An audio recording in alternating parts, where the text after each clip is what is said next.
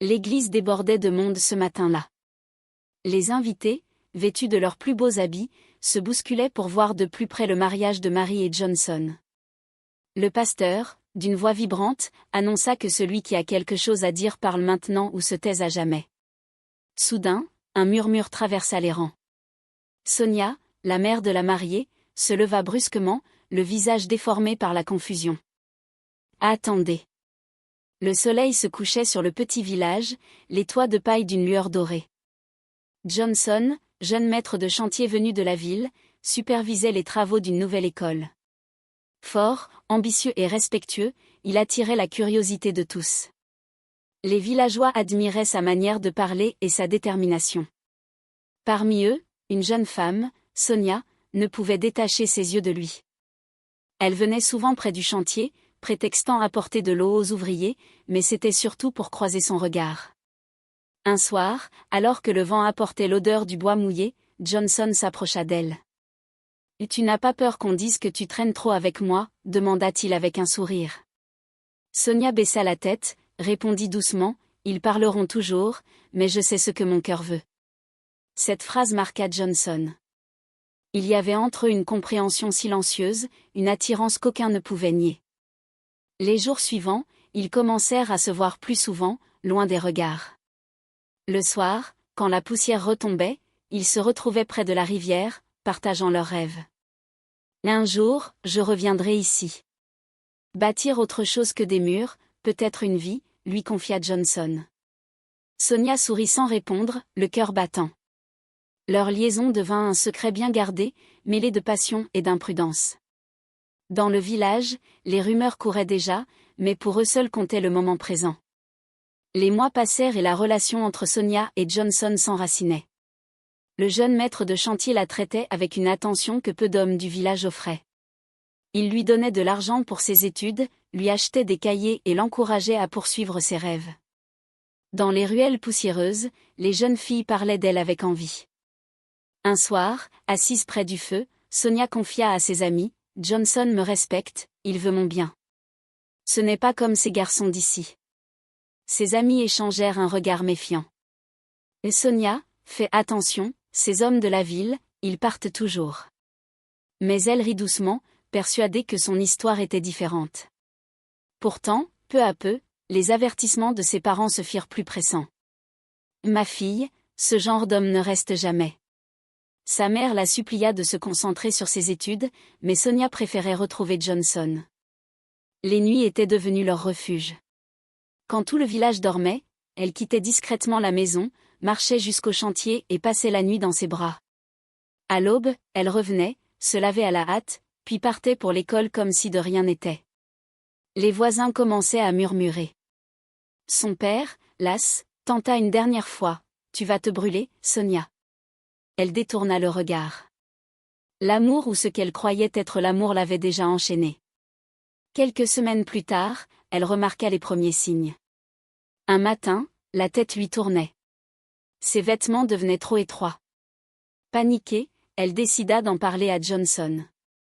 Ce jour-là, elle se rendit au chantier, le cœur battant, mais les marteaux ne frappaient plus. Les ouvriers avaient plié leurs outils. Un vieil homme du village lui dit, « Le maître est parti.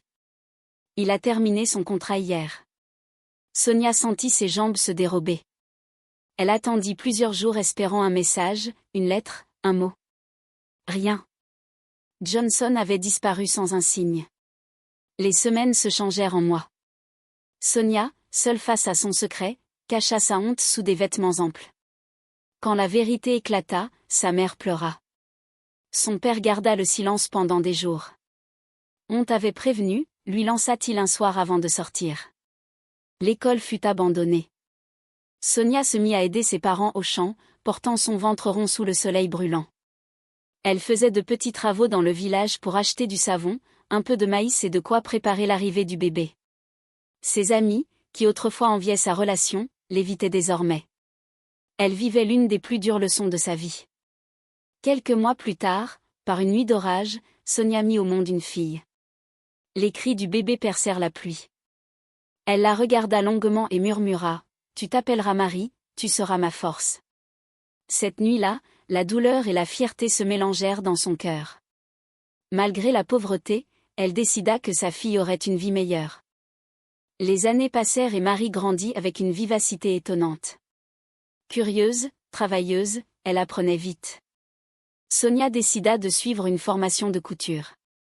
Elle disait souvent à sa fille, « Ne fais jamais confiance trop vite. Apprends d'abord à te connaître toi-même. » Marie l'écoutait avec respect sans comprendre encore la profondeur de ses mots. À 18 ans, Marie prit la décision de quitter le village.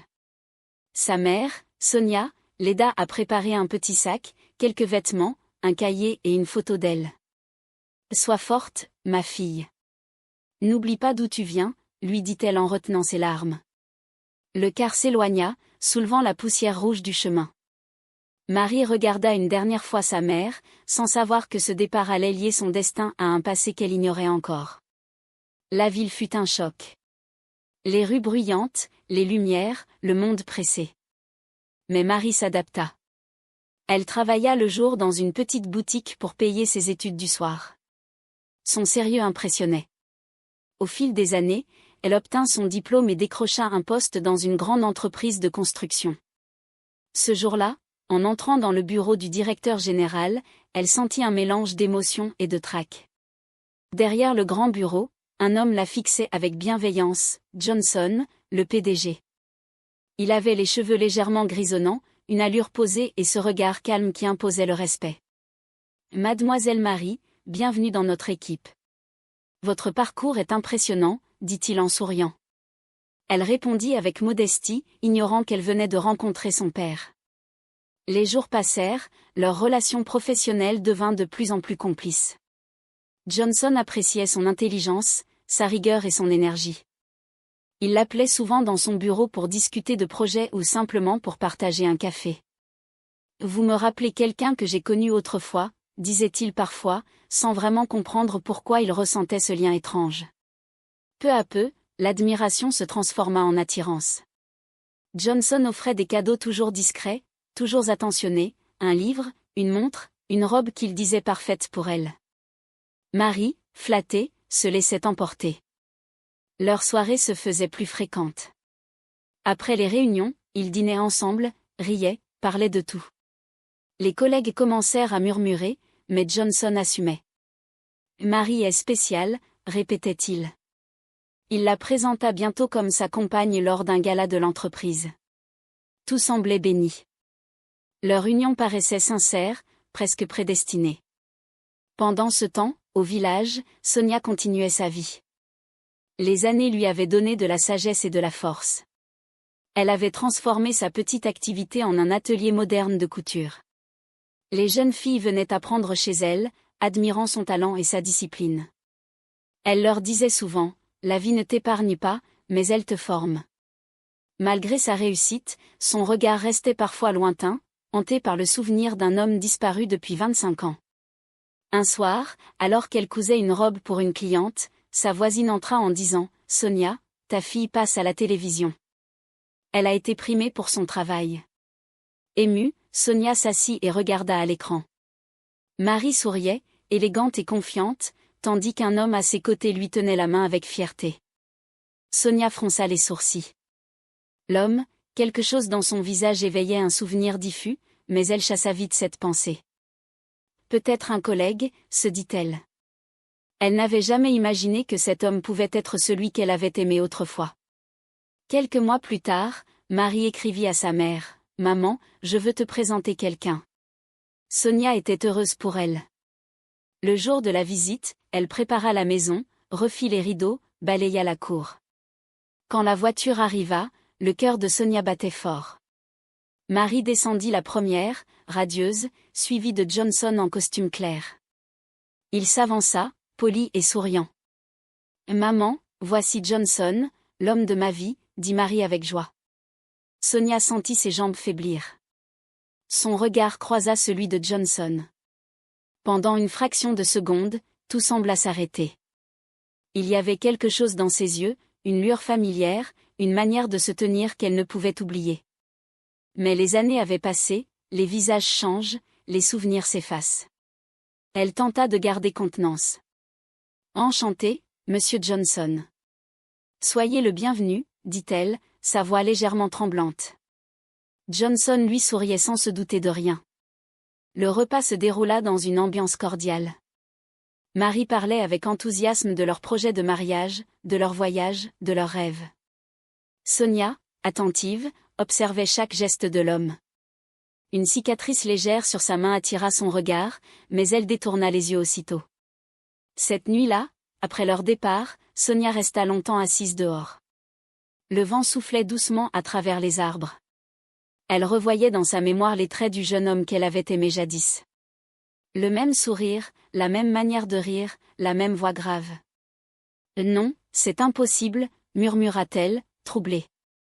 Elle tenta de se convaincre qu'elle se trompait. Pourtant, son cœur ne trouvait pas la paix.